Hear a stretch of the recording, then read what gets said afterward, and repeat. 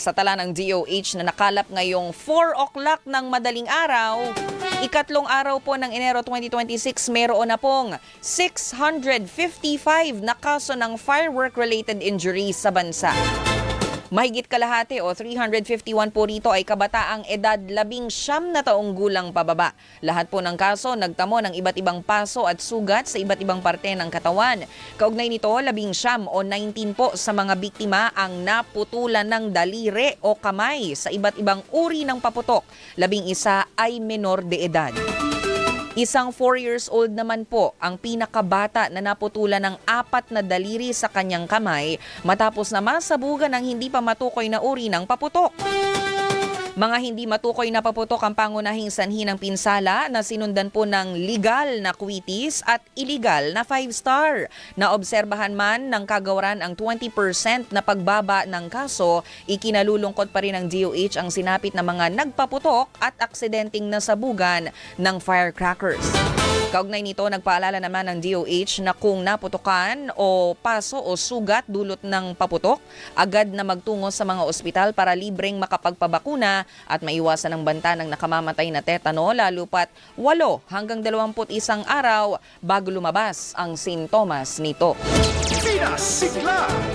So narinig natin ito, Asek Albert, sa sunod-sunod po ninyong interview na mag-iingat po sa tetano kapag po aksidente o yung nahagisan ng paputok o napaso ng paputok. So ang risk naman nito, hindi lang yung pagkapinsala na mapaso, pati pala tetano. Tama, kasi may mikrobyo yung tinatawag na Clostridium tetani na hindi po dun sa pulburan ng gagaling kasi may nagtanong na rin sa akin, paano naman yung boga? Wala naman yung pulbura.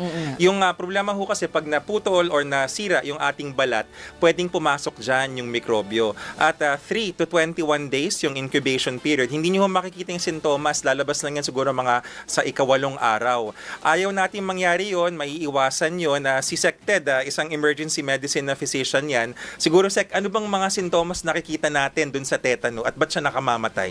Well, number one, nakakamatay siya kasi ang treatment sa kanya kulang, hindi talaga available. And then ang symptoms niya, marami. So, nagkakaroon ng lockjaw, yung lockjaw na nalalaman natin. And very important, kahit na nabakunahan ka na ng anti-tetanus, kailangan mabigyan ng booster. Ay, oo, Kasi natatanong lagi yan, sir, no? Kasi dati, may nabakunahan naman nung bata pa pero kailangan pa rin pala. Kailangan pa rin bigyan ng booster kasi yung blast injury, ito yung category ng fireworks injuries, they're blast injuries. May primary injuries yan, yung dahil dun sa apoy at yung sabog, at may secondary injuries, ito yung projectiles, ito yung parang baril yan na mayroong mga shrapnel papasok sa loob ng balat. Yun ang nakakakos ng tetanus. Kasi nandun yung mikrobyo. Yung mikrobyo. So yan po so kahit na wala tayong siguradong sugat o hindi natin nakikita na malaki yung sugat kasi nakakakita ko talaga nagpapaputok ng boga. Tapos yung mga bata mas malaki pa yung boga kaysa sa kanila. Tapos akala nila hindi sila magkaka-injury because ano ba yung boga? Hindi inexplain na sa akin ng asawa ko yan na parang kalburo ba yung ginagamit doon. Yun yata yung traditional. Sa pagkaalala ko, sa pagkabasa ko lang, dati kasi kawayan sa probinsya, tas kalburo yung ginagamit. Pero ang ginawa nila ngayon parang pwede na nga yung tubo, PVC pipe, yung iba ginagawa, modified pa. Yung sinasabi ni Sec na shrapnel, kasi yung iba ang ginagamit lata, bakal na pinagtagpi-tagpi. So pag sumabog yun, syempre yung mga siwang nun, naka-tape lang, malakas yung pagsabog. Dumilipad ngayon yung mga lata-lata.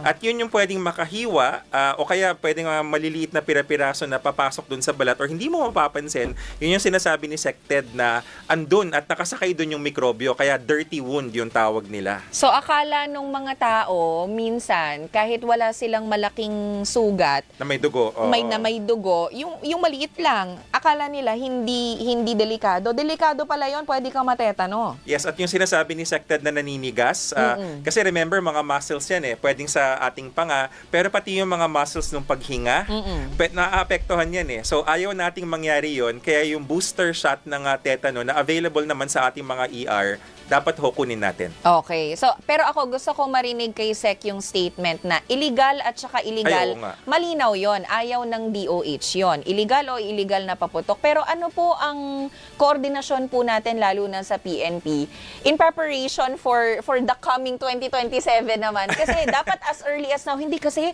napansin ko kapag maaga yung kampanya natin, tinan mo yung dengue. Pag maaga ang kampanya Yes. ng DOH, Change Nauunahan behavior. change talaga eh. Nagbe-behavior change talaga. Umiiwas talaga yung mga tao sa pangit na kaugalian patungkol sa na may epekto sa kalusugan. So, as early as now. Bago ipasa kay Sec, meron pa tayong incoming. Kung Hefatchoy, magpapaputok Ay, rin oo yun. nga. Chinese New Kailan Year. nga yun? Sec. Feb Oo. ba yun? Mga January? end of January, early Oo, February oo, yun. Year of the Fire Horse. Fire horse. So, Sec, anong gusto po natin talagang, yung coordination po natin, call to action also to probably PNP or maybe DTI, I'm not sure. Ako sa mga magulang ang ano ko eh. Kasi kailangan mag-stricto talaga ang mga magulang. Huwag paghahawak. Imagine 4 years old Yan. na nawalan ng mga daliri. Apat na daliri. That's permanent. That's for life. So ako, ang feeling ko dyan, malaking role ng magulang, ng mga nakatatanda Yes. doon sa bata na nagsusupervise. Pigilan ka agad. Makakita kayong mga bata naglalaro sa paputok. Pigilan nyo. Kunin nyo yung mga paputok nila. Tsaka sa yung mga nagpapaalam, kasi yung nangyari nga sa Tondo na nakita rin ng media na pick up, nagpaalam lang di umano dun sa kanyang magulang na pupunta sa kaibigan, ay yung pala, iikot na at mamumulot ng Ayun. paputok. Isa pa pala yan. Nakita ko doon sa datos ni Director Jernia, 60% are passive Yes. fireworks injury. Nanonood lang. Nanonood lang or nagkataon lang, natapunan lang ng so mga bata rin yun. So 60%. So wag din hayaan yung mga bata manood at lumapit dyan sa mga injuries. May napanood nga ako sa YouTube yung pinaputok niyang fireworks, Aha. tumaob. Ala. Kuitis Hala. Tumama dun sa sasakyan. Nasunog yung sasakyan.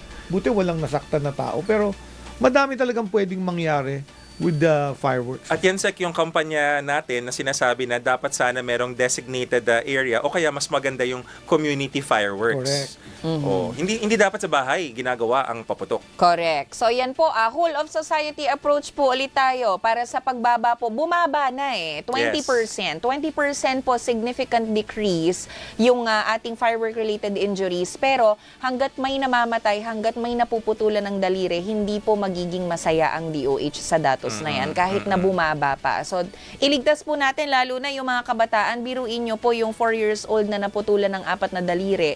Yung pagsusulat niya. Mag-iiba na talaga ang kanyang Mag-iiba. kinabukasan. Ibang-iba na. So, gawin po natin yung ating makakaya para po maligtas, lalo-lalo na yung ating mga kabataan sa mga firework-related injuries.